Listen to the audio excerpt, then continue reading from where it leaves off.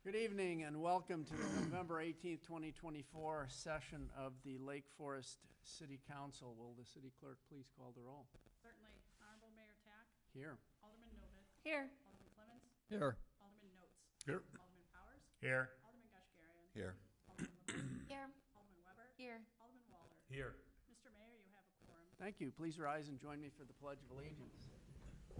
Pledge allegiance To the flag of the United States of America and to the republic for which it stands, one nation, under God, indivisible, with liberty and justice for all. All right. First item on the agenda is comments by mayor. I'd like to start with noting that I had the opportunity to watch last week's Plan Commission meeting in its entirety. It was a good example of how the city process works to optimize outcomes for the entire community. The thoughtful and respectful nature of the commentary from the public and the commissioners was particularly notable. The conclusions and recommendations of the Plan Commission do not, however, provide an effective pathway forward to achieve the goal of improved and uniform telecom connectivity throughout the community. On this basis, tonight I will ask the Council to table the recommendation of the Plan Commission for 120 days. During this period, I will direct engagement of an independent telecom consultant to address the following issues. First, the uniformity of telecommunications coverage in Ward 4 and throughout the community as a whole. Second, identify solutions and actions that would be required to provide uniform state-of-the-art coverage to the city of Lake Forest. And finally, to clarify the currently applied technologies within our community and identify opportunities for technology upgrades that would enhance service, perception of safety, and visual character of the system. It is notable that telecom services, although essential, are not city-owned and operated infrastructure. Future improvements are dependent upon private investment. It is our role to provide a regulatory pathway that encourages such investment to the benefit of the entire community while protecting the interests of residents as well as the unique culture and character of the entire city. As this matter will be returning to Council upon receipt of the consultant's report, there will be no discussion or public comment on the Plan Commission recommendations this evening. That being said, we will now move on to comments by City Manager. Thank you, Mr. Mayor, members of City Council. Good evening. I have one item under my report tonight, and that is a department spotlight. And the timing is appropriate given some of the actions over the last few months. Clearly, it has been identified by the mayor and the City Council to prioritize city communications and community engagement. That was evidenced by the establishment of a distinct priority area to this topic within the city's recently adopted strategic plan. And consistent with that, the council will certainly recall that as part of our budget development process last year, the city centralized existing staff throughout the organization into one consolidated department of communications and community engagement. And because we're at about the 6-month now mark from that change, I thought this would be a good opportunity to ask our Director of Communications and Community Engagement, Dana Olson, to give an update on that transition and some of the projects that the department's working on. Dana? Thank you. Good evening, Honorable Mayor and members of City Council. I'm excited to be here tonight to talk about our Communications and Community Engagement Department, the longest title of a department in the city. Just rolls off the tongue. Before I get started, I wanted to introduce you to some of the folks on our team. So pictured here, it's me, and then Kristen is next to me. She's our Communications and Marketing Manager. She focuses on messaging and marketing. Next to her is Thais, who's our Graphic Design and Social Media Specialist. Kristen and Thais were formerly part of the Recreation Department, but as City Manager Wisha mentioned, they became part of our centralized communications department earlier this year. And then peeking over Thais' shoulder is Ashley Love, who is our part-time communications specialist. And if you received the weekly e-news, you've seen Ashley's work in action. So as a department, we have our own initiatives, but largely we serve as consultants for the other departments within the city to help them get the word out about their programs and initiatives. And so we get to shine a light on the work that our different departments do. So we help with website updates, videos on social media, invitations, print materials, and also photography to document events and meetings and to share those across our channels. So one thing that I want to make sure you walk away with today is knowing how we use data and analytics to inform the decisions that we make within our department. And so up on the screen is a graph showing the results from our community-wide survey last year. We asked people where they get information from the city. And so we're the engagement department, so I have a couple of questions for you this evening. Any guesses for what some of the top ways people get news and information from the city, the platforms, the sources of information? Newsletter. Email newsletter, great guess. Website. Website, thank you, Alderman Powers. Social media. Social media. Interestingly enough, social media didn't rank as high as we would have thought. Cocktail parties. You know, that we classified that as word of mouth, but that did definitely come in on our rankings here. So, The board signs that the yep, outside posters, the community boards, yep. The police blotter is a way people get information, not one that we highlight particularly, but is a source of information. So it's a little small up there, but those top three are all within 72 and 75%, and the top one is the city's website. The second is our quarterly dialogue newsletter, which is our print newsletter that's mailed to all residents. And then the third one is email newsletters. And so this information was interesting to us and useful to know that, you know, the print newsletter still is valuable and people like to get their information there. And we've used the data that we have from our email newsletters to inform what we put in the dialogue seasonally. Since we have a limited amount of space for the dialogue, we want to make sure that we're sharing information that people need to know. So we look back at our email newsletter, most popular clicks from the quarter last year during the time of the newsletter, and make sure we're including those stories. Website is knowing that it's the #1 source of information for people. We're currently doing a refresh of the city's website, refreshing the brand, and so I'll talk a little bit more about that later. And then email newsletters are up there on the top of the list. And so some others, word of mouth did rank #4, which again was an interesting data point, one that, you know, word of mouth could mean dinner conversation with friends, running into somebody when you're walking your dog, or it could mean, you know, somebody sends a screenshot of a social post or forwards an email. And so that's one that we want to dig into a little bit more. But posters and signs around town, also popular. Social was a little bit lower than we would have thought, but I think a lot of this content that we share on social, we're directing people back to the website or to some of these other sources. And so that's, as we're prioritizing our time and resources, something that we keep in mind. Lake Forest Now mobile app, and other social media pages, our blog, and some other sources here. So rather than walk through all of the different ways that we, those different channels we just talked about, I thought we could do a case study walking through a recent project to share how we shared information about it with the community and just provide some examples. So when we did the water main replacement at the intersection of Deer Path and Green Bay Road, we sent a letter out to residents. No, you can't read that there, but it is a letter that we mailed to nearby residents and people along detour routes so that they knew what to expect. One of our mantras is no surprises, and so we want people to know what to expect, especially with construction projects. We had a dedicated web page on the city's website that was easy to find from the homepage, and so that was where we shared a lot of the more detailed information about the project. We put it in the email newsletter, and one point with the email newsletter that I forgot to make was we have a close to 12,000 subscribers for our weekly e-news, and so that is a great way for us to reach our residents, and we routinely have open rates around 60%, which is a really good, it means we have thousands of people who are reading that message each week. We put up signage in the project area.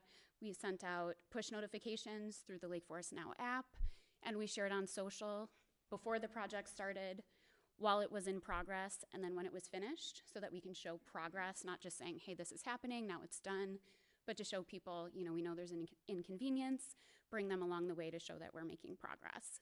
And with the water main, we did a survey after it finished to ask people, how'd we do?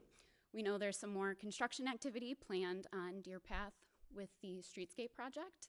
And so we asked people, how did you get information about the project, and is there anything else we should know for next time? And so you'll see most popular ways people found out about it was the e-news, signs in the area, website, and social. And so we had around 70 people take this survey, and there were some good substantive comments that we'll keep in mind as we're creating the outreach plan for the Deer Path Streetscape project. So one of our initiatives that we've been working on since we officially became a department earlier this year was creating a more cohesive brand identity for the city. We're made up of many departments with very different functions, but we want to show our residents that we're one organization. So one of the tools we use for that is the Dialogue newsletter, and we recently incorporated that layout and design into some other materials, most notably the strategic plan, with which Jason mentioned earlier. Our other print pieces like postcards, things like that. And then the main one where we'll be bringing this brand throughout is the city's new refreshed website. And so I have a little sneak peek for you here to show what the new website will look like. And so very similar to what we have now with a big image, beautiful image at the top. We have no shortage of beautiful images here in Lake Forest. We have expanded icons here to include links to what we know are some of our most popular pages on the website. And we have the ability to change these out seasonally. And so if we know certain times of year, certain types of information is more interesting to people, or like around Halloween, trick-or-treat hours, very popular. So we can change that out seasonally as well. Prominently featuring news here. This is where we share information of things that people need to know just so they don't have to go digging on the website. And then calendar, opportunities to stay connected, and then how to connect with us on social.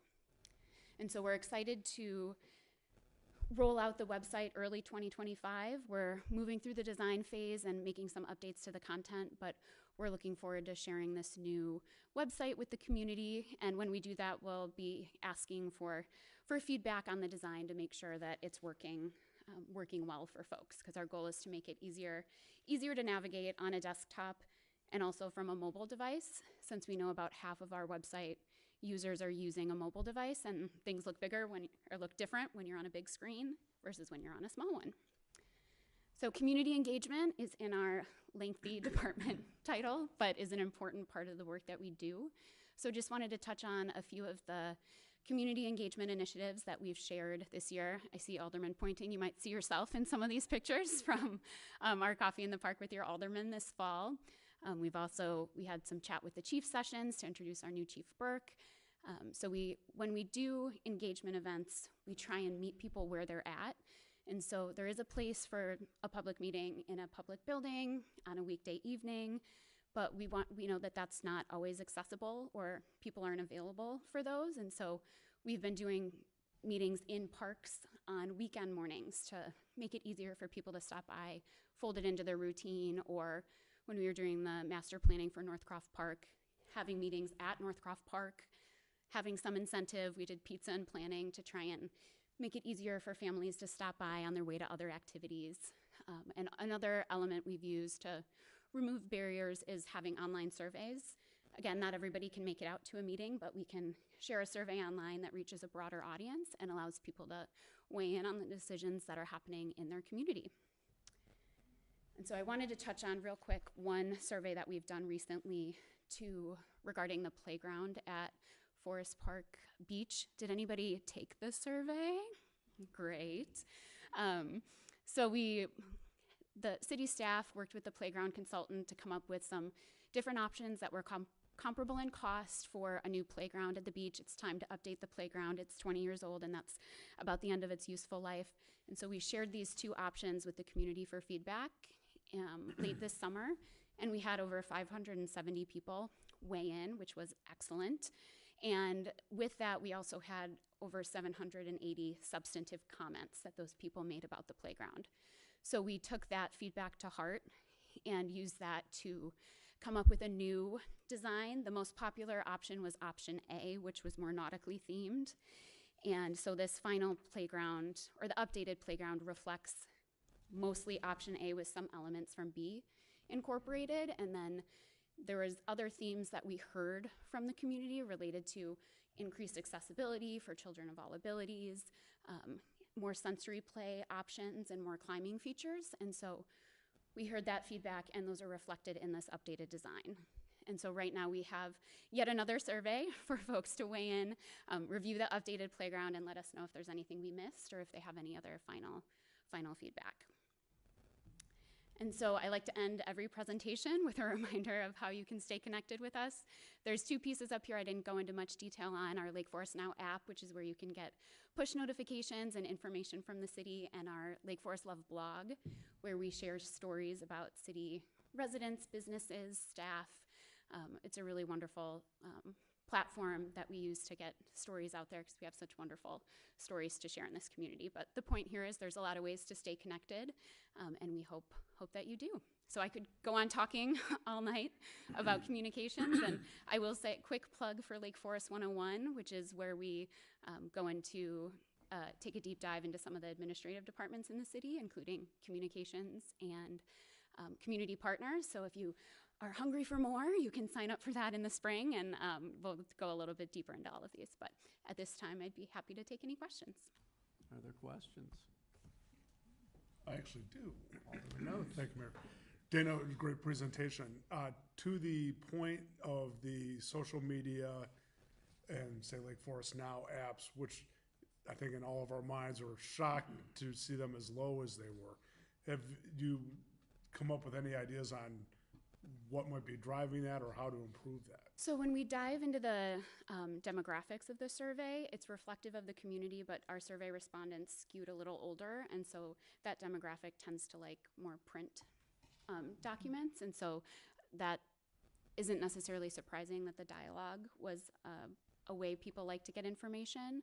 But one of the things with social media that we're interested in doing a pulse survey on to dig deeper is, maybe you didn't see information on the city's page, but like your friend shared it, or it was in a group that you're part of. And so that's something we want to dig a little deeper to, because we know from our data that we have strong engagement on those platforms. But it's also part of our strategy is to put our information out there everywhere. And so we customize our message for our different platform. What we put on Facebook is going to be a little different than Instagram, which will be different from LinkedIn. And so we keep our audience in mind and make sure we still blast our information out on all of those platforms. But we, try and keep in mind that, dialogue's really important. Website is super important. And that's not to say we're gonna stop posting on social or anything, but it's just helpful information for us to know of how people are getting their information. Very good. Alderman Powers. More of a comment than anything. Dana, thank you very much for all you do. You're the first to show up, the last one to leave, oftentimes when we do a lot of these communication sessions. But I think what you and the team do the best is the follow-up with the residents that have visited and provided input, which is incredibly important, right? Because then they know they've been heard. Mm-hmm. You can ask qualifying questions, and then you can keep them kind of on a short list. I know from everything from Northcroft Park to what we're doing now at Waveland and a lot of the other things that we've done and communicated, the team's been fantastic. So keep up the great work, and thank you. Yeah, thank you for that. And we call that the feedback loop. We like to, when we get feedback from people, and the playground is a good example of that, is we say, we want people to know their feedback is being used and it's valuable. And a way that we can do that and help build trust is show them, like, hey, we heard you. Here's what we changed as a result. And then it helps build trust within the community and credibility as well. Other comments or questions? Okay, my last comment is I think you do a great job, and I would have to say that I think in Lake Forest you almost have to work at not learning about things. It comes at you in so many different directions, and so again, thank you for that. Communication is the key to the whole thing. Thank you. Thank you. Christina. All right. The next item on the agenda is the opportunity for citizens to address the City Council. Is there anybody who would like to address the City Council at this time? I missed like the first minute and 30 seconds. My friend who gave me notes. Excuse me, are you going to make a comment? Do you want to talk? If so, then come on up to the... dais and state your name and your address, and you have 3 minutes.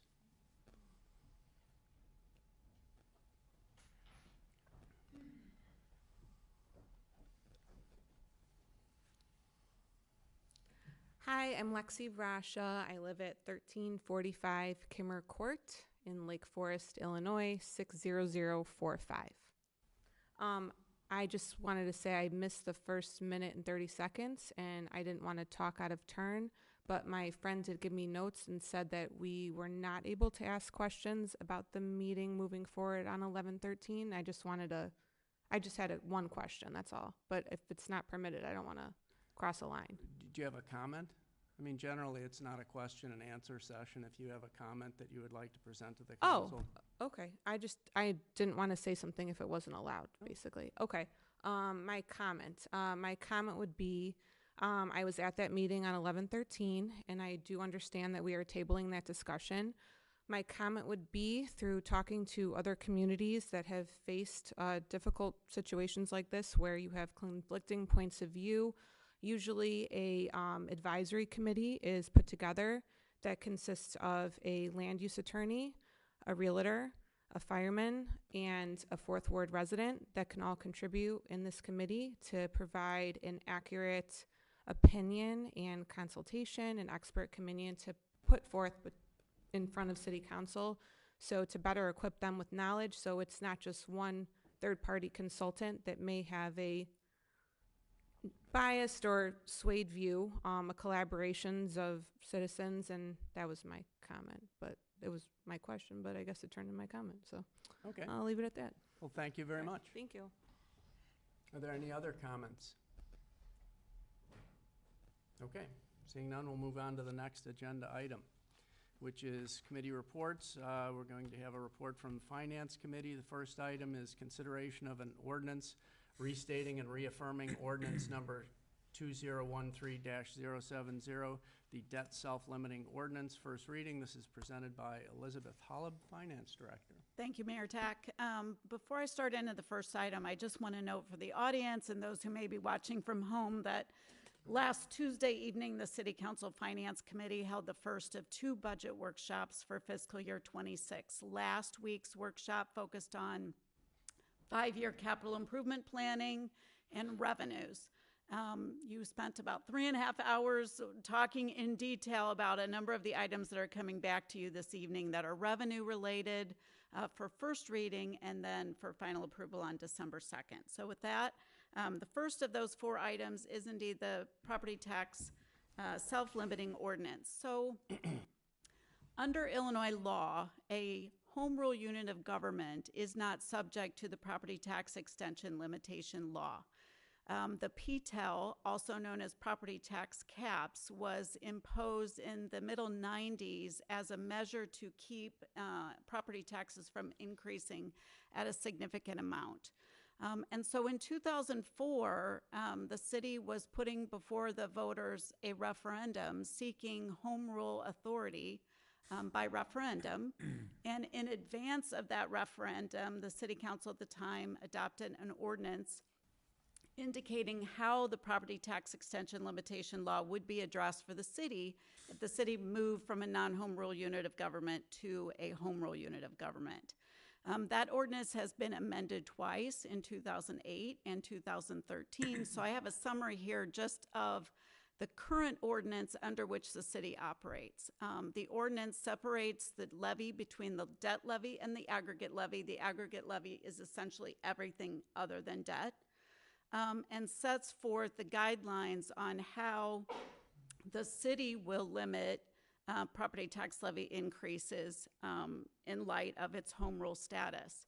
So you'll see that on the debt levy side, we limit the debt levy and capital improvement levies currently to the 2004 debt level, inflated each year by the Municipal Price Index, which is a measure of public works contracts in Illinois and how that inflation is impacting public works projects. And then on the aggregate levy, you see quite a bit of language regarding intent to abide by the property tax cap with some specific exceptions, specifically capital improvements for the city, and replacement of revenues lost through the state process where state share revenue has been reduced, such as with income tax distributions being reduced from 10% to 6% several years ago. So these are the guidelines under which we currently operate.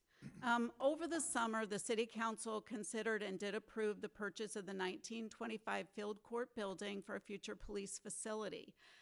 At that time, it was economic conditions that were presenting a very unique situation for the city and an opportunity to move forward with that project with significant savings due to the office environment. At the time, we looked at the debt side of the cap, which is this graph where we look at by levy year. In red is the pre-2023 debt being paid by property taxes.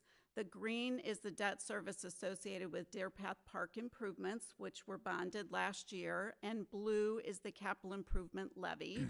And those three items are added together and compared to that debt cap, which is adjusted each year by the MPI. So at the time, we brought to the council this issue with acknowledgement that if the project proceeded, debt associated with a police facility would require some form of amendment to the self-limiting ordinance. So we had quite a bit of discussion about that last Tuesday evening at your budget workshop. We looked at several different models, looking at a prospective $19 million bond issue for police facility improvements. This is an estimate. As you know, design has just begun. We're about a year away from knowing what those actual costs are going to be. But for now, we're using a $25 million estimate, $6 million from current revenue sources and $19 million from bonding, just for discussion purposes. We talked also about maturity options of 10 and 15 years, advantages and disadvantages of looking at different models. And what this does is this looks at the 15-year model on the left side, layering the police facility debt on top of the current limits. And on the right side, looking at the potential option of removing the capital improvements levy from the debt cap and instead shifting that to the aggregate levy cap, which is consistent with truth in taxation and reflects the fact that the capital improvement levy is more of an ongoing operating type of expenditure because they are capital improvements that are recurring in nature, such as street resurfacing, which you do every single year. So based on the significant discussion from the Finance Committee last week, the direction of the Finance Committee was to come back with an ordinance amendment that would move the capital improvements levy to the aggregate levy cap, recognizing again that that should be funded from ongoing annual revenues because it's an ongoing annual expense. It is also consistent with truth in taxation. We talked about that we also have to meet a truth in taxation statute when we adopt our property tax levies. The capital improvement levy is considered part of the aggregate levy for the truth in taxation statute. And then the debt cap would be retained as it exists, but the only items applicable to that debt service cap would be debt service levies as abated each year. So with that, we have that amended ordinance before you this evening and are requesting that you consider first reading of that amendment, of that ordinance amending the debt service cap. Be happy to answer any questions. Are there any questions for Director Holub? No? Is there anyone in the public who would like to comment on this matter? Okay. Seeing none, then I'm going to ask for a motion to grant first reading of an ordinance restating and reaffirming ordinance number 2013-070, the debt self-limiting ordinance. So moved. Is there a second? Second. This will be a roll call vote. Alderman Gushgarian. Aye. Alderman LeVert. Aye. Alderman Weber. Aye. Alderman Walther. Aye. Alderman Novit. Aye. Alderman Clemmons. Aye. Alderman Notes. Aye. Alderman Powers. Aye. 8 yea, 0 nay, motion carries. Very good. The next item on the agenda is also presented by Director Holub. This is consideration of an ordinance establishing the 2024 tax levy first reading. Thank you very much. Also the subject of significant discussion last week at your budget workshop. The detailed schedules that we reviewed at the workshop were included in your packet. I've provided a summary here with highlights to just show the different categories of the city's levy.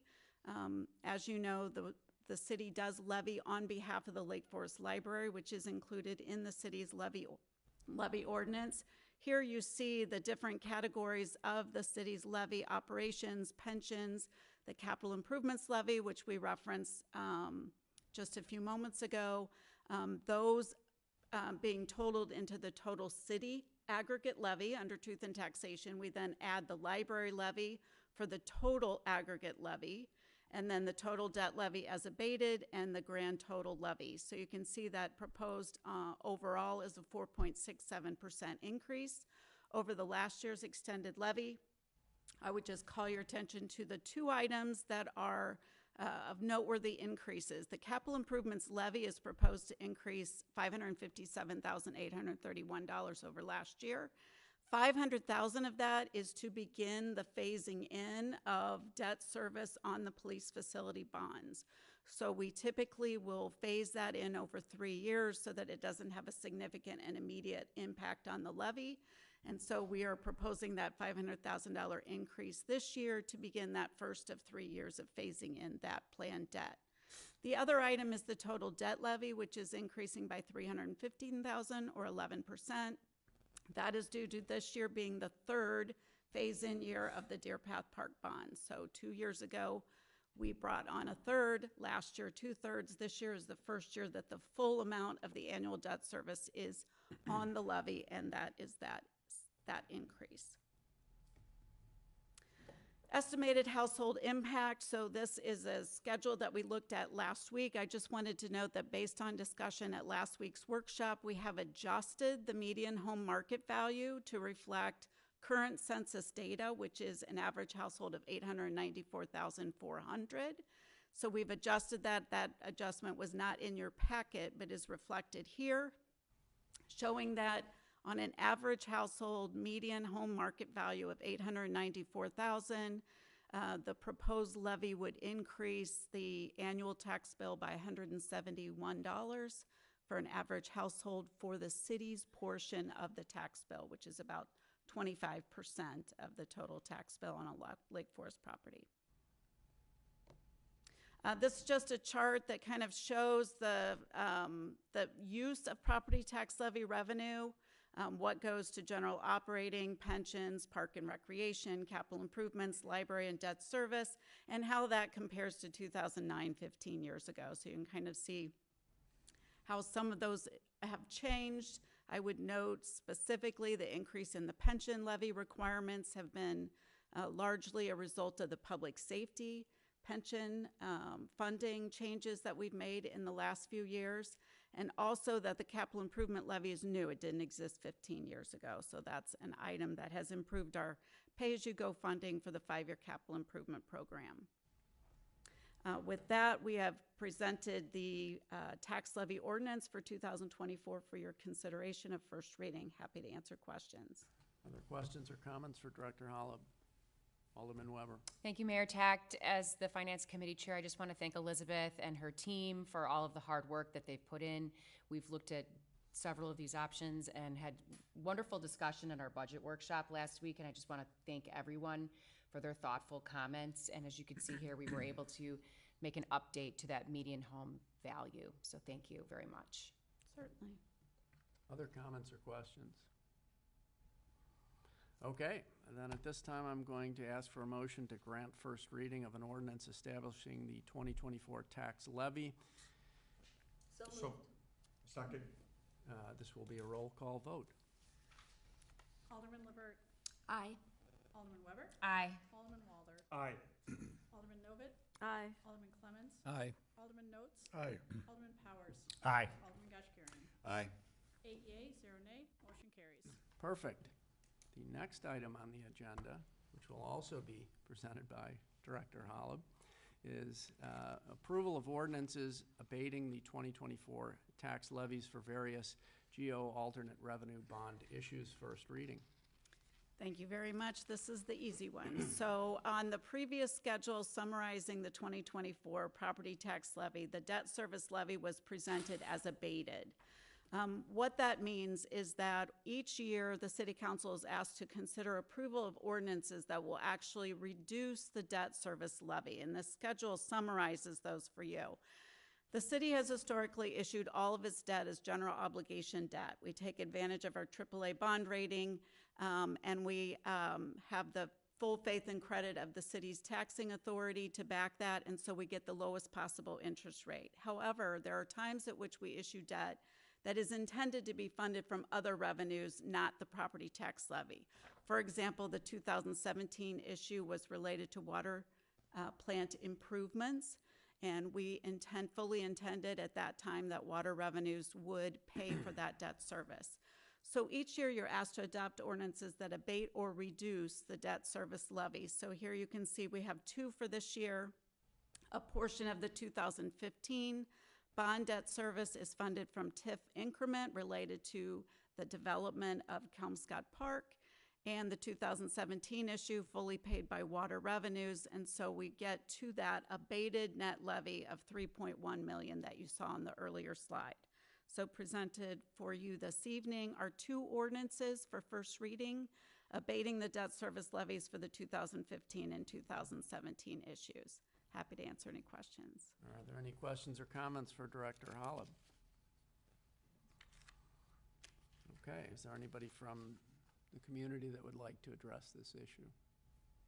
Seeing none, I'm going to ask for a motion to grant first reading of the ordinances abating the 2024 tax levies for various general obligation bond issues. So moved.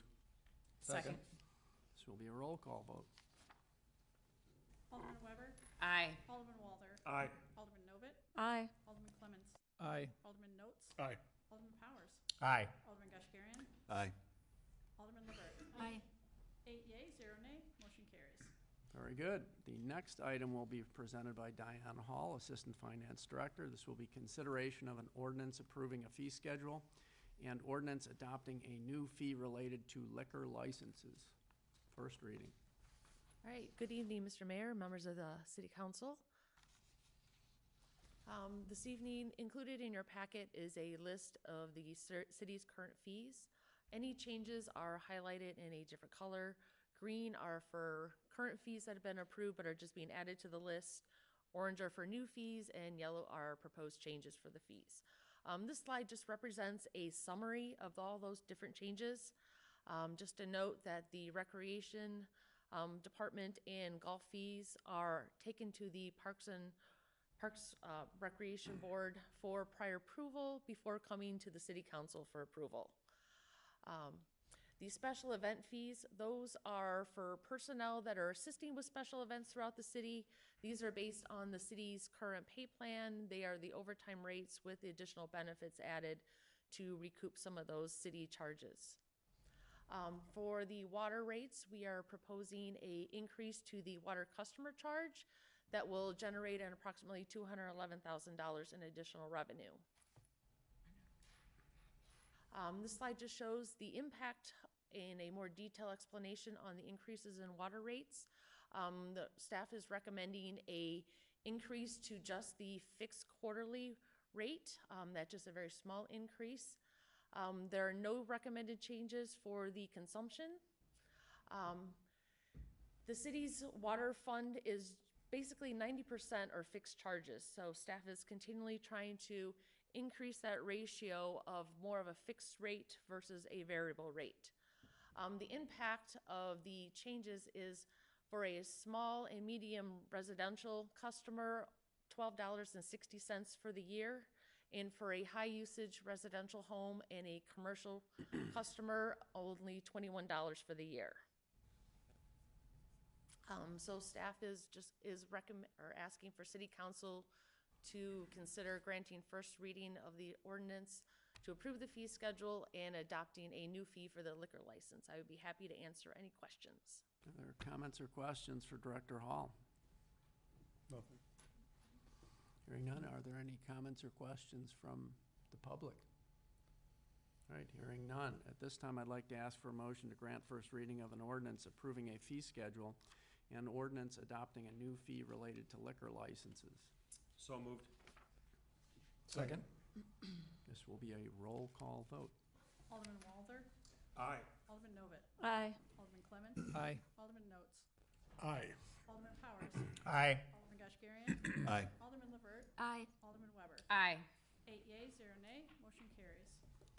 Okay, the next item is from the Parks and Recreation and Public Works Committee, and this is discussion of an approval of a recommendation from the Parks and Recreation Board and the Public Works Committee to award the West Park Tennis Court Reconstruction Project to Obsidian Asphalt Paving and authorize the city manager to execute an agreement in the amount of $447,410 to include a 10% contingency in the amount of $44,590 for a total cost of $492,000. This will be presented by Chuck Meyer, Superintendent of Parks and Forestry.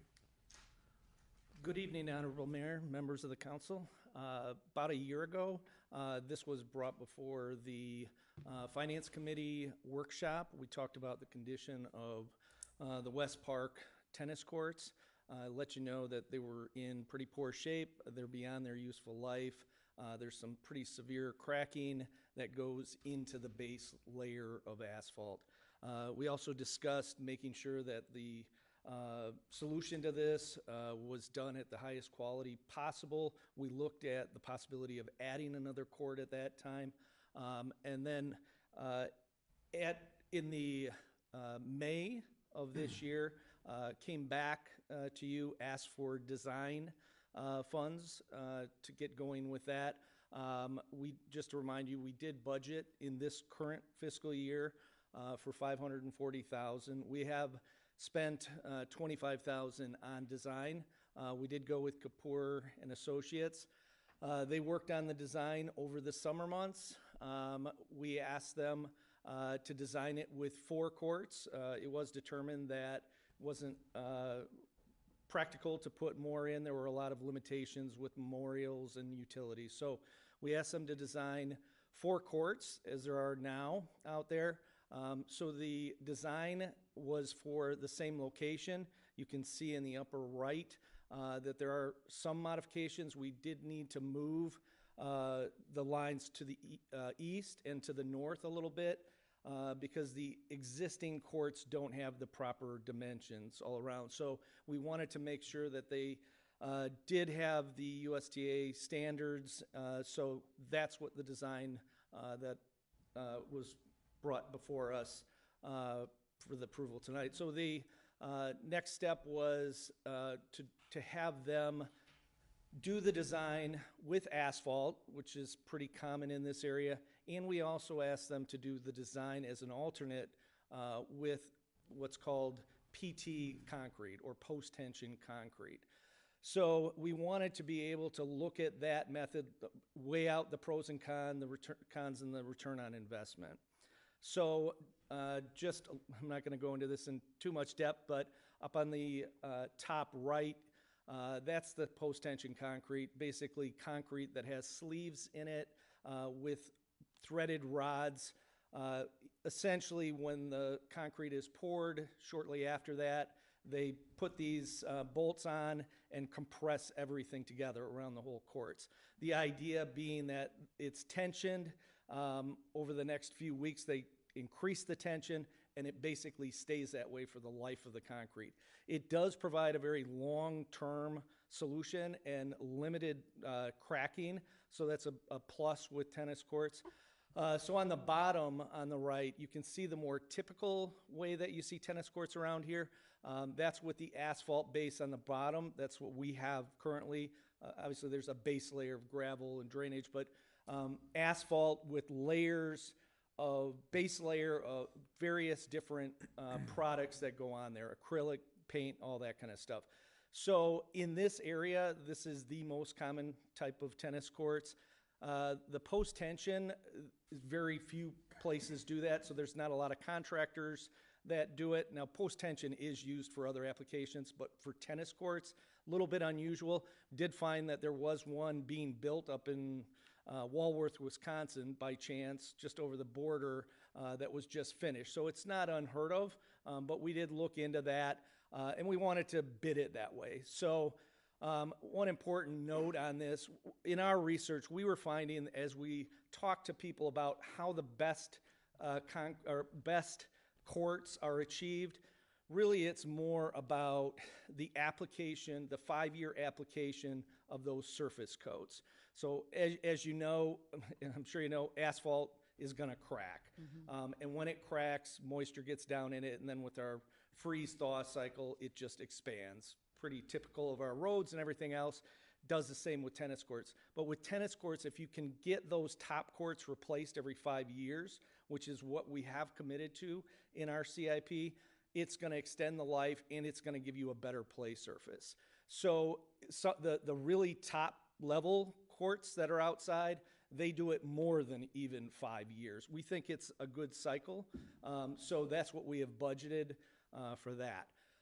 So we did bid this for a complete reconstruction, so that does include the removal of the asphalt, the existing fencing, examination of the base materials. We did do cores, but we won't know for sure until we actually take it out to look at the base. We have geotech engineering that will come into play here, and they'll determine if the base is suitable. We did budget for that, so it's part of the cost on this. And then also it will include installation of a drainage system, and that will tie into the storm sewer at the park. So I mentioned the USTA standards. So it does include the expansion of the courts. There is no need for, there is a little bit of a grade on the east side of the courts.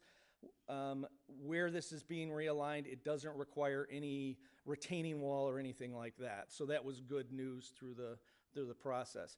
So this also includes the application of the new surface, the asphalt or concrete. We bid it both ways. And then installation of nets, the acrylic color top coatings, and then finally fence replacement and a practice wall. So we released a bid in early September, received 5 bids at the end of September. You can see in the center, I'm showing the ones for asphalt that were relatively, the top 3 were relatively close. We like to see that. And then those were for the asphalt, and then you see the one, Abbey, was a little bit more. They were the only company that bid it both ways. And then with concrete, all 3 of the top ones are strictly asphalt companies, so they didn't bid it with the concrete option. And then you can see Abbey and Hellas both bid concrete.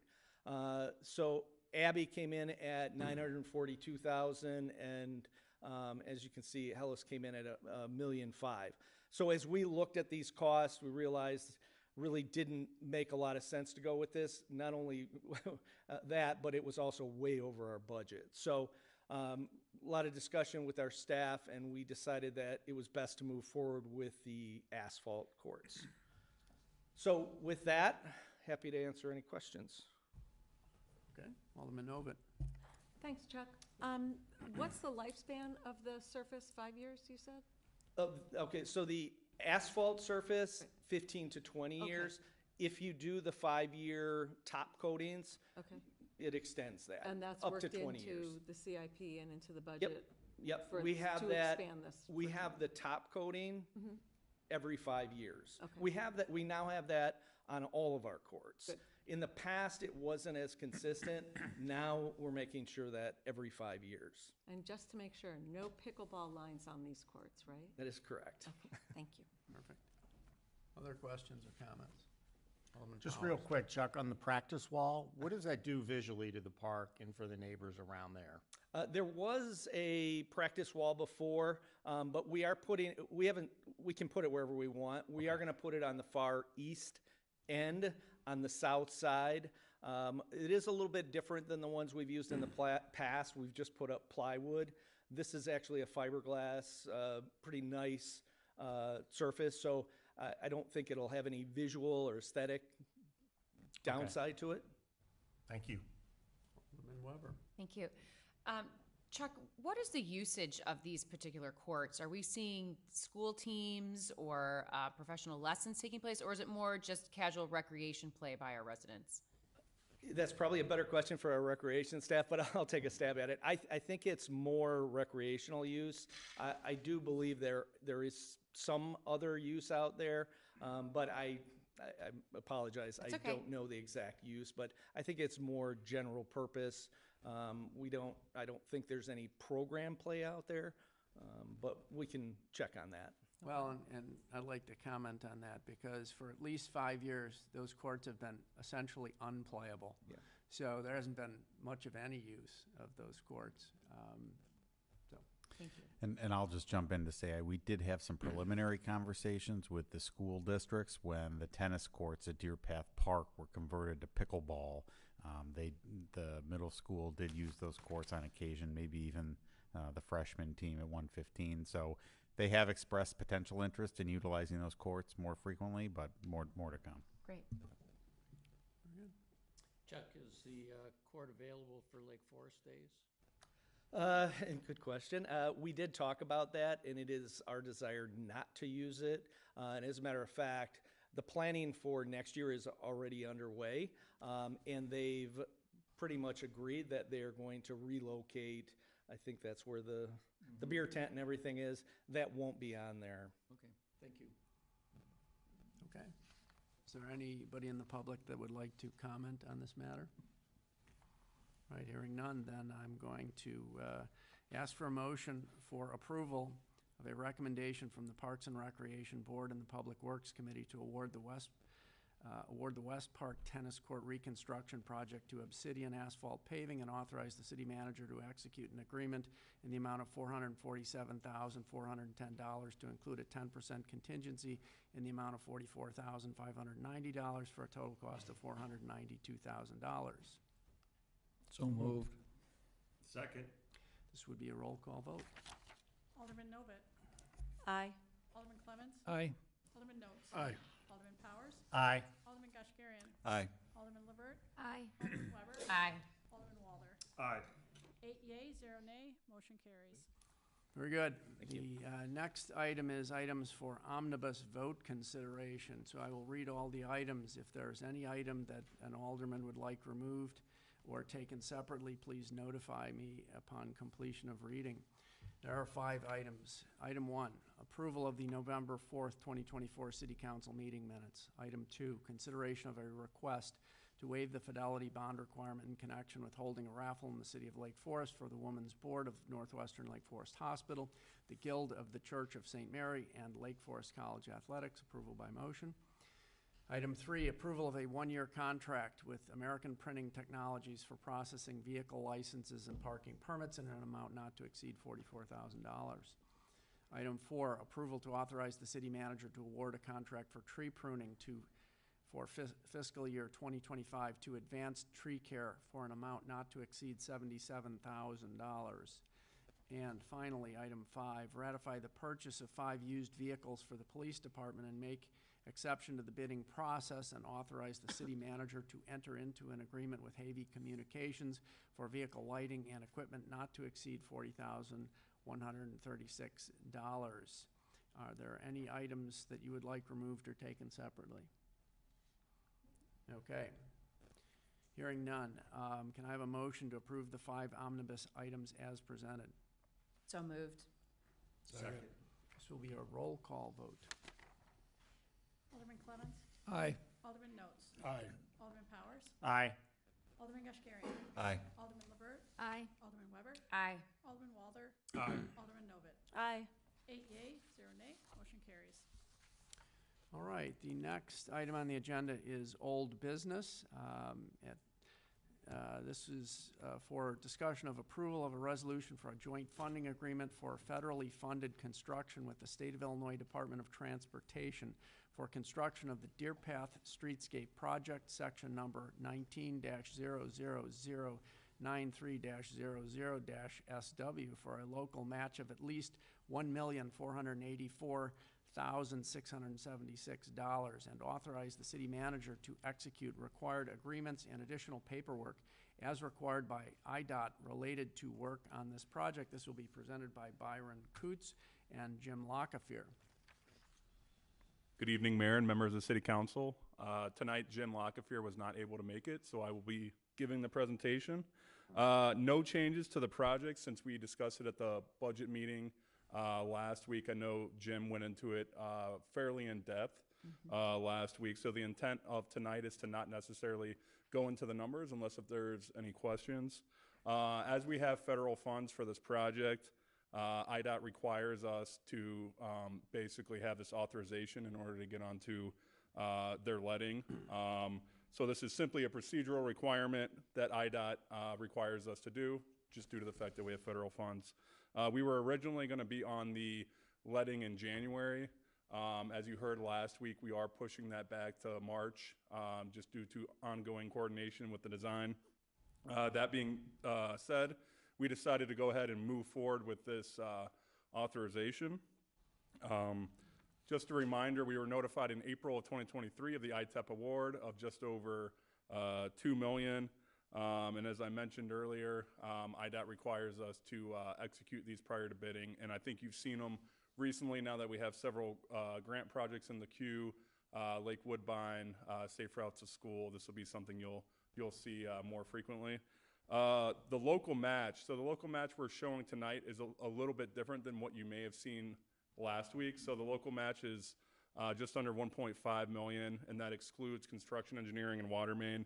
So the reason that it's not matching last week is due to the fact that IDOT basically requires that the amount that we get authorized tonight matches the last form that they have on record. So they have a form that's called the PPI, which is Project Program Information, and the last one that we have on file with the state is based off of our budget last year. So the number you see tonight, we realize that it is different. It is lower than the number that we had last week, but we have to do that in order to meet IDOT's requirements. Ultimately, though, that the numbers that you saw last week with that budget, that's the budget that we have available for the project. In terms of construction, ongoing communication with that over the next few months as we gear up with the change in the letting date. We are now looking at an early May of 2025 construction start date, with construction ending probably in late October. And then in terms of the language that you see in front of you, we have had our attorneys review this over the last few months. We've been doing some of these IDOT projects. As we continue to coordinate with IDOT, we may have to revise the language a little bit. But we do believe that the way it's set up right now should be satisfactory based off of the last couple agreements that we've had with them. So with that, I can take any questions. Other questions or comments? From the Alderman. Okay, hearing none. Is there anyone in the public who would like to comment on this matter? All right, hearing none, we will move on to a request for a motion for approval of a resolution for a joint funding agreement for federally funded construction with the State of Illinois Department of Transportation for the construction of the Deer Path Streetscape Project, section number 19-00093-00-SW, for a local match of at least $1,484,676, and authorize the city manager to execute the required agreements and additional paperwork as required by IDOT related to work on this project.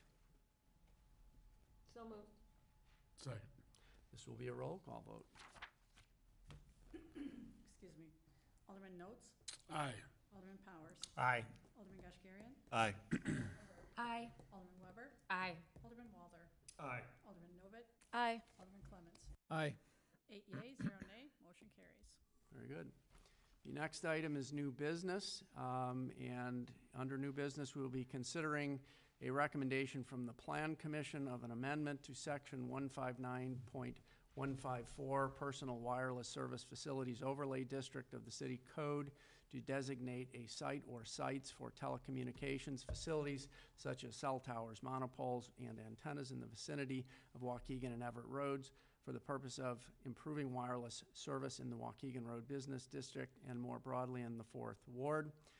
Before I ask for a motion to table this matter, is there anyone who wishes to make a comment on this matter, understanding that there will be opportunities to speak in the future as more information becomes available?